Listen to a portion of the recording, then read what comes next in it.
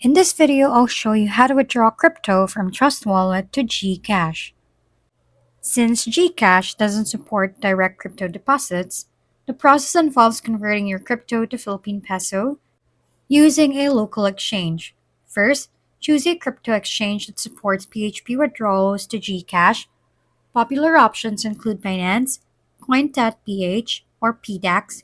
Create an account on your chosen platform and complete the required verification. Next, open Trust Wallet, select the crypto you want to transfer, tap Send, and paste your exchange wallet's deposit address. Enter the amount and confirm the transaction. Once your crypto appears on the exchange, go to the trading section and sell it for PHP by selecting the appropriate trading pair and placing a sell order. After the sale is complete and your balance is in peso, go to the withdrawal section, select GCash as the method. Enter your GCash mobile number, the amount, and confirm. Your funds should arrive shortly, though processing times and fees may vary.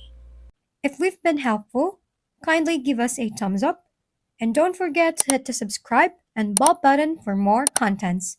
For any questions and suggestions, comment down below.